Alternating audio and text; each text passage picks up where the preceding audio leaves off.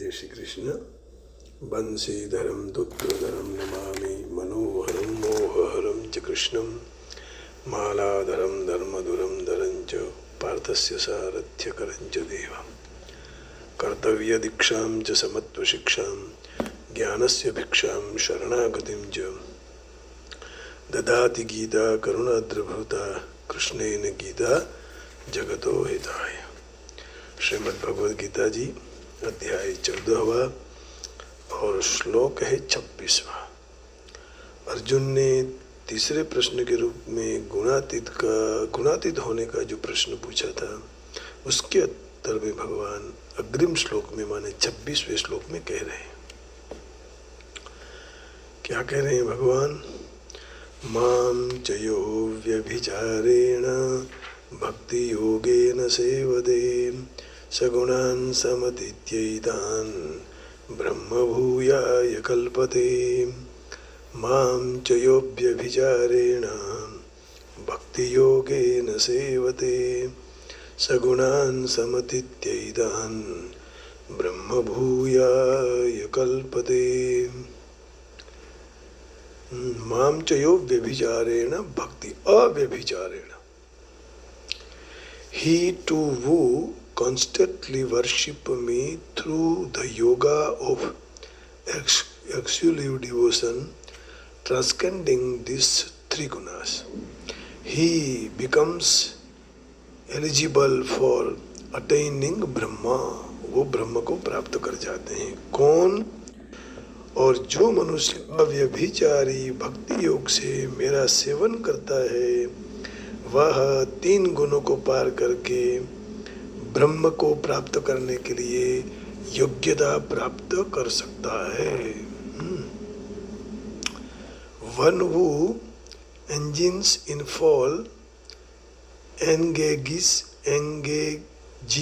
full devotional service, unfailing in all circumstances, at once transcends the modes of material nature and thus comes to the level of Brahma तक पहुंच जाता है। कौन? अव्यभिचारी, जो भगवान की भक्ति करता है, भक्ति योग का सेवन करता है। पूरा 12वां अध्याय गीता जी में भक्ति योग के लिए भगवान ने कह दिया। तो भगवान का भक्ति का यहाँ बहुत महत्व है। कितना भी कुछ भी कीजिए, पूजा करवाइए, यज्ञ करवाइए, लेकिन आप में भाव नहीं है, भक्ति नहीं है, तो ठीक नहीं है। इसलिए भगवान ने कहा कि मैया विश्व मनो ये माम नित्य युक्ता उपासते श्रद्धया परयोपेतास्ते में युक्त तमामता। वही श्रेष्ठ जो भक्त हैं, जो मेरी भक्ति करते रहते हैं। दुख आवे तो भी सगुण की उपासना सुगमता से होती है, निर्गुण की उपासना कठिनता से। फिर भी सुनु मुनि तो ही कहूँ सहरोसा, भजहि जे मोहित जी सकल भरोसा, करऊँ सदा तिन के रखवारी, जिमि बालक राखहि महतारी। भगवान कह रहे हैं, श्रद्धा से यदि मेरा जो कोई भी भजन करेगा तो उसकी रक्षा मैं करता हूँ, जैसे कोई माँ अपने बालक की रक्षा करता है। लेकिन ये तु सर्वाणि कर्माणि मयि संन्यस्य मत्परा, यहाँ सुनिएगा, अनन्येनैव योगेन मां ध्यायन्त उपासते। अनन्य योग से माने अनन्य योग संबंध से मेरा चिंतन करेगा, मेरी उपासना करेगा, उसको मैं इस संसार रूपी सागर से उसका उद्धार कर दूंगा। मृत्यु संसार सागरात। लेकिन क्या करना पड़ेगा? अभ्यास योगेन ततो मामी चाप्तुम धनंजय, अभ्यासेप्य समर्थोसि मत्कर्म परमो भव, मदर्थमपि कर्माणि कुर्वन् सिद्धिमवाप्स्यसि। जो कुछ भी काम करते हैं वह भगवद अर्थ होना चाहिए, भगवान के लिए होना चाहिए, ईश्वर के लिए होना चाहिए। संतुष्ट सततम योगी यदात्मा दृढ़निश्चयः मय्यर्पितमनो बुद्धिर् यो मद्भक्तः स मे प्रियः। ऐसा भक्त मुझे प्रिय है। फिर यस्मान्नो द्विजते लोको लोकान्नो द्विजते च यः हर्षामर्षभयोद्वेगैर्मुक्तो यः स च मे प्रियः। वह भक्त मुझे प्रिय है। अनपेक्षः शुचिर्दक्षः उदासीनो गतव्यथः सर्वारंभ परित्यागी यो मद्भक्तः स मे प्रियः। जो अपेक्षा आवश्यकता रहित वाला, बाह्य और आंतरिक शुद्ध निपुण पक्षपात रहित व्यथा रहित सर्व आरंभों के अर्थात नए नए कर्मों के आरंभों को सर्वथा त्यागी ऐसा भक्त मुझे प्रिय है। यो न रुष्यति न द्वेष्टि न शोचति न कांक्षति शुभाशुभ परित्यागी भक्तिमान यः स मे प्रियः। जो न तो कभी हर्ष न द्वेष न शोक न किसी की कामना करता है, शुभ अशुभ सारे कर्मों से पर हो गया, राग द्वेष रहित, वह भक्ति युक्त मुझे प्रिय है। तुल्य निंदा स्तुतिर्मौनी संतुष्टो येन केनचित् अनिकेत स्थिरमतिर् भक्तिमान में प्रियो नरः। जो शत्रु और मित्र में मान अपमान में सम है, ठंडी गर्मी शरीर की अनुकूलता प्रतिकूलता सुख दुख बुद्धि की अनुकूलता प्रतिकूलता में भी आसक्ति रहित है, सम है। जो निंदा स्तुति को समान समझने वाला मननशील, जो कोई भी प्रकार से शरीर से निर्वाह होने या न होने में संतुष्ट, रहने के स्थान में शरीर में ममता आसक्ति रहित स्थिर बुद्धि का है, वह भक्त मुझे प्रिय है। फिर भगवान कह रहे हैं ये तु धर्म्यामृतमिदं यथोक्तं पर्युपासते श्रद्धाना मदमर्मा भक्तास्ते स्तीव में प्रिया। परंतु जो मुझ में श्रद्धा रखने वाले मेरे परायण हुए भक्त जो कहा है उसी तरह धर्ममय अमृत को ठीक तरह से सेवन करे, वो भक्त मुझे प्रिय है। तो यहाँ ये भक्ति योग कहा, इसी को भक्ति योग कहा जाता है। अब देखिए भगवान ने इसी अध्याय के 19वें 20वें श्लोक में गुणों को अतिक्रमण करने का उपाय बताया। फिर भी अर्जुन ने फिर से 21वें श्लोक में गुणातीत होने का उपाय पूछा।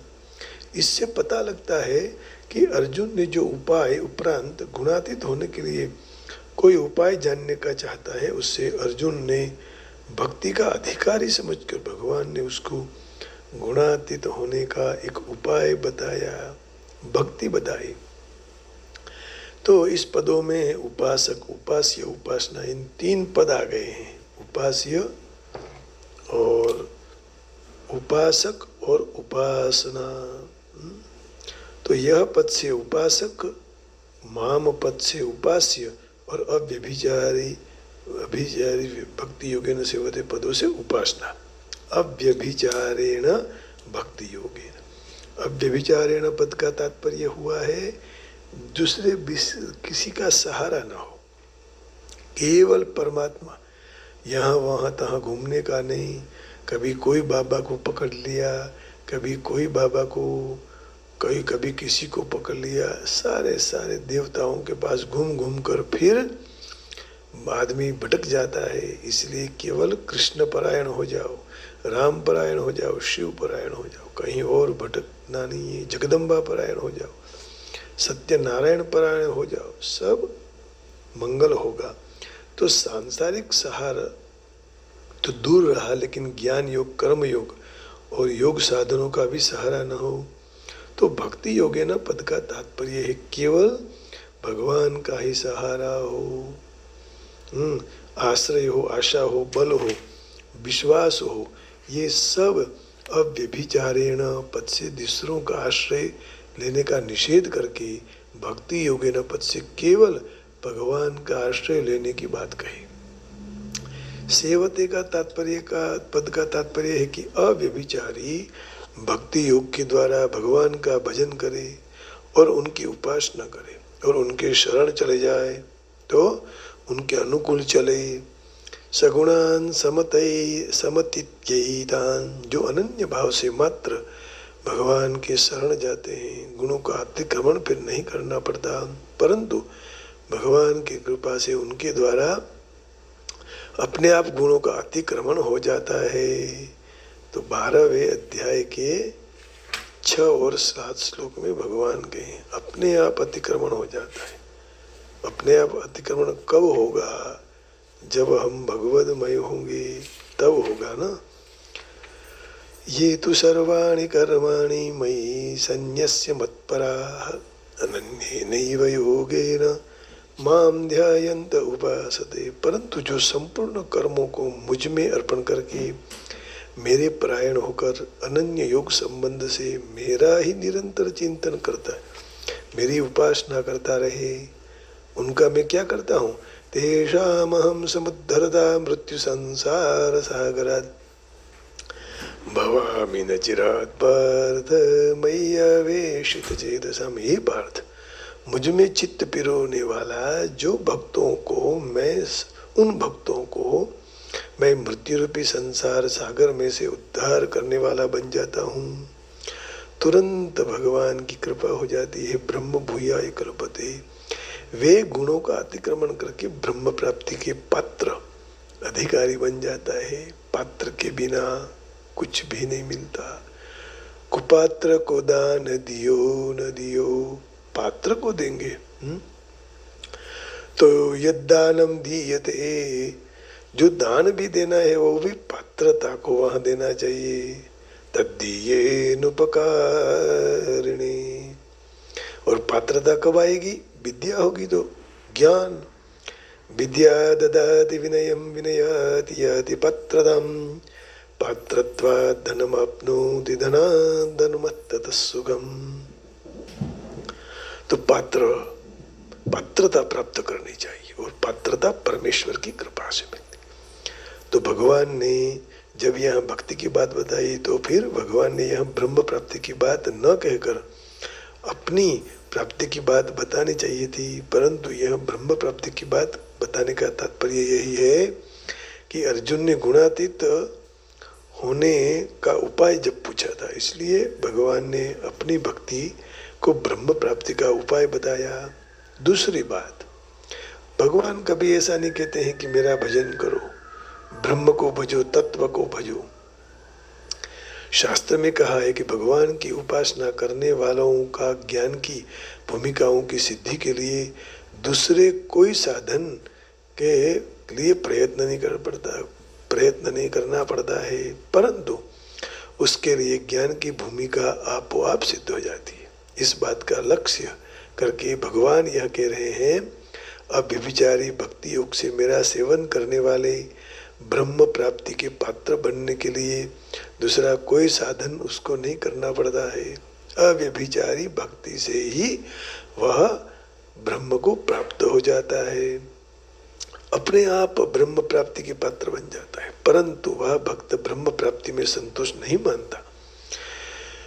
इसका तो यही भाव है, भगवान किस तरह प्रसन्न हो, भगवान की प्रसन्नता में ही भक्त की प्रसन्नता रहती है। तात्पर्य ये निकला कि केवल भगवान के परायण हैं, भगवान में आकृष्ट हैं, ब्रह्म प्राप्ति उसके लिए स्वतः सिद्ध हो जाती है। हाँ, ब्रह्म प्राप्ति को महत्व दे या न दे वो बात अलग है, परंतु वह ब्रह्म प्राप्ति का अधिकारी अपने आप बन जाता है। इसलिए तुलसीदास जी ने भी कहा, भक्तिम प्रयच्छ रघुपुं गव निर्भरान्ते कामादि दोष रहितम कुरु मानसंजो। भाई मुझे भक्ति दीजिए और मेरा मन शरीर काम से मुक्त हो। तीसरी बात, तत्व की प्राप्ति, जिस तत्व को प्राप्त करना है, ज्ञान योग कर्म योग आदि साधनों से होता है, वही तत्व की प्राप्ति भक्ति से भी हो जाती है।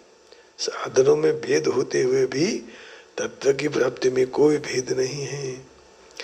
भक्ति से साधक जो चाहे उसको प्राप्ति हो जाती है। जो साधक मुख्य रूप से ब्रह्म की प्राप्ति अर्थात मुक्ति तत्व ज्ञान चाहता है, उसको भक्ति करने से ब्रह्म की प्राप्ति हो जाती है। और भगवान श्रीमद् भगवद श्रीमद् भागवत जी में कहते हैं कि स्कंद पुराण अंतर्गत महात्म्य में हरिरपि निज लोकम सर्वथा तो विहय।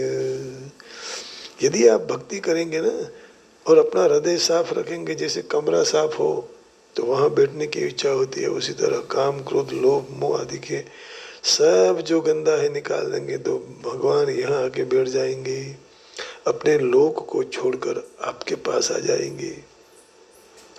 तो इसके कारण ब्रह्म की प्रतिष्ठा भगवान है। इसी अध्याय के 37वें श्लोक में कहा, ब्रह्मणो ही प्रतिष्ठा ममृतस्य व्ययस्य च शाश्वतस्य च धर्मस्य सुखस्य एकांतिकस्य च। ब्रह्म समग्र भगवान का एक अंग है, स्वरूप है। 7वें अध्याय के 29वें और 30वें श्लोक है। 13वें अध्याय के 10वें श्लोक में भक्ति ने ज्ञान प्राप्ति का साधन बताया है।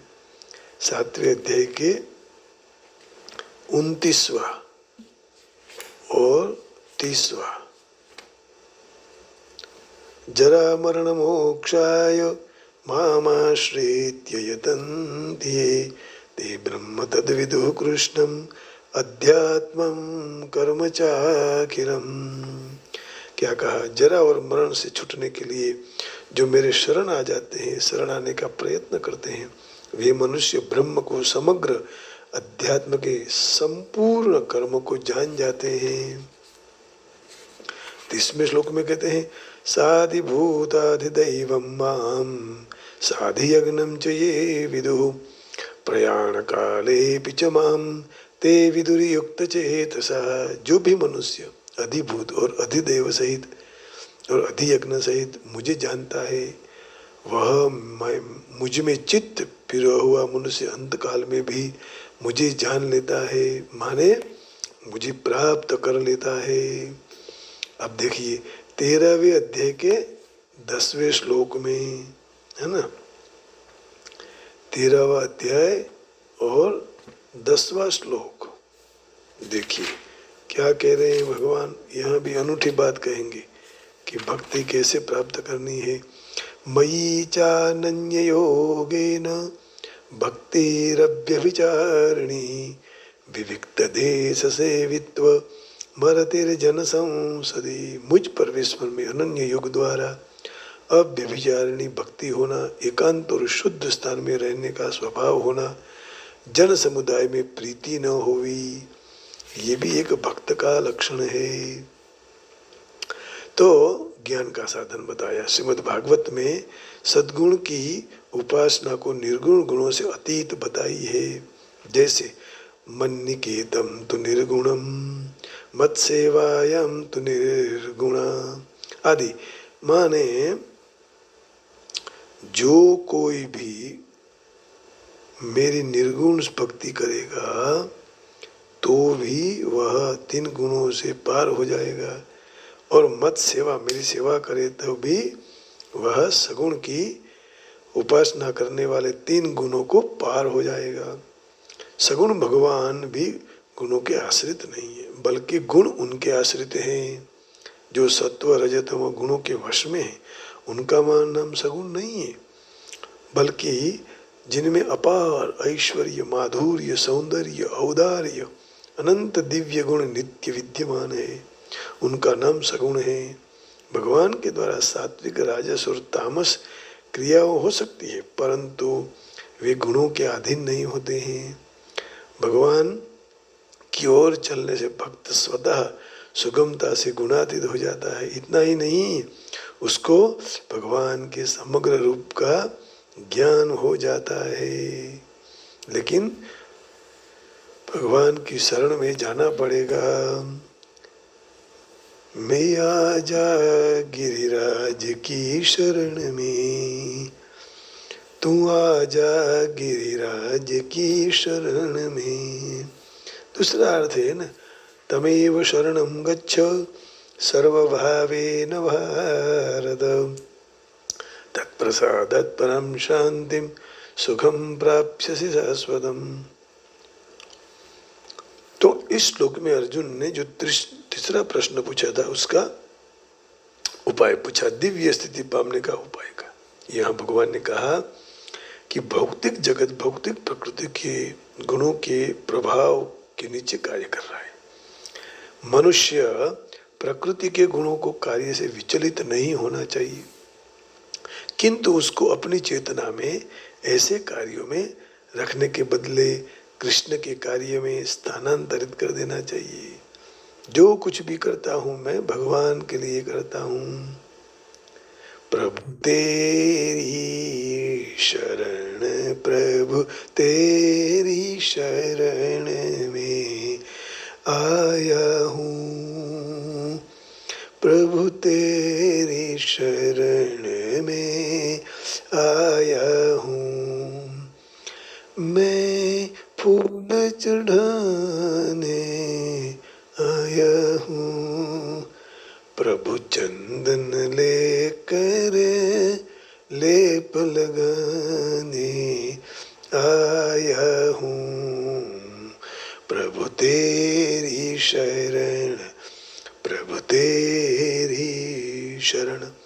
तो कृष्ण के कार्य भक्ति योग के रूप में जाने जाते हैं, जिसमें सतत कृष्ण के लिए कार्यरत होना है, वही तो भक्ति योग है।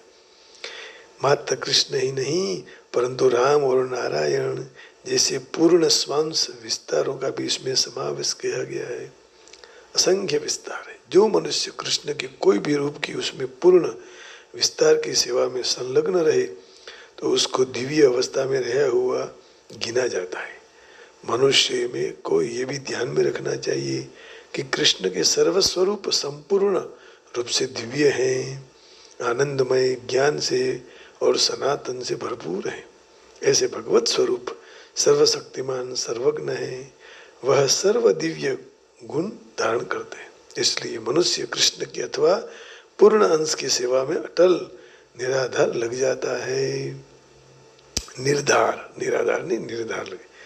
तो प्रकृति के गुण दुर्जय होते हुए भी वह सहला सरलता से विजय प्राप्त कर लेता है।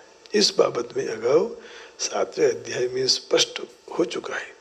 कृष्ण के शरणागत होने वाले मनुष्य तुरंत ही भौतिक प्रकृति के गुणों के प्रभाव को पराभव करता है, पराजित हो जाता है सब।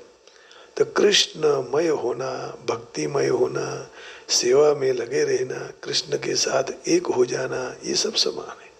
भगवान कहते हैं प्रकृति सनातन आनंदमय ज्ञानमय है। भगवान की प्रकृति, हाँ, जिस तरह स्वर्ण कण सोने के खान का खजाने का अंश है, उसी तरह सर्व जीव भगवान के अंश हैं। जीवात्मा उसकी आध्यात्मिक स्थिति में सुवर्ण जैसा कृष्ण के समान गुण वाला है, परंतु अलग व्यक्तित्व होने से वह भूल जाता है भगवान से। अन्यथा भक्ति योग का सवाल रहता ही नहीं।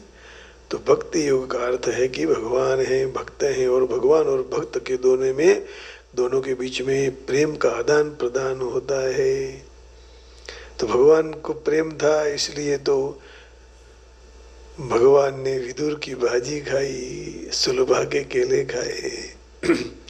सबसे ऊंची प्रेम सगाई, सबसे ऊंची प्रेम सगाई, दुर्योधन को मेवा त्यागो, दुर्योधन को मेवा त्यागो, साग विदुर घर खाई, सबसे ऊंची प्रेम सगाई। तो भगवान और भक्त के बीच में दो व्यक्तियों के, जो मनुष्य भगवान जैसी दिव्य अवस्था में न हो तो वह भगवत सेवा कर नहीं सकता है। राजा के अंगत मददनीश होने के लिए मनुष्य को अमुक योग्यता प्राप्त करनी पड़ेगी। तो भगवत सेवा अर्थ योग्यता वही है कि ब्रह्म होना, भौतिक संसर्ग दोष से मुक्त होना। वैदिक साहित्य में कहा है कि ब्रह्मैव सन् ब्रह्माप्येति, ब्रह्मैव ब्रह्मविद् भवति। मनुष्य ब्रह्म होकर पर ब्रह्म को प्राप्त कर सकता है। इसका अर्थ हुआ मनुष्य गुणात्मक तरह ब्रह्म के साथ होना चाहिए। ब्रह्मत्व प्राप्त होने से मनुष्य सनातन व्यक्तिगत आत्मा के रूप में उसका परिचय वह खो नहीं बैठता है। इसलिए भगवानमय भगवतमय होने के लिए क्या करना पड़ेगा? भजे गोविंद गोविंद गोपाल प्रभु कृष्ण कन्हैया तमें नंदलाल। गोविंद गोविंद गोपाल प्रभु कृष्ण कन्हैया नंदलाल। माता जशोदा मकन कवैया नंदलाल नंदलाल। यशोदा नंदन नंदलाल। जय गोविंद गोविंद गोपाल प्रभु कृष्ण कन्हैया तमें नंदलाल। जय योगीश्वर। राधे राधे। सबको राधे राधे। ओम नमो नारायणाय। ओम नमः शिवाय। राम राम जी। जय श्री राम। जय श्री राम। आप सबके हृदय में बैठे हुए परमात्मा को प्रणाम करके वाणी को विराम देता हूँ। राधे राधे।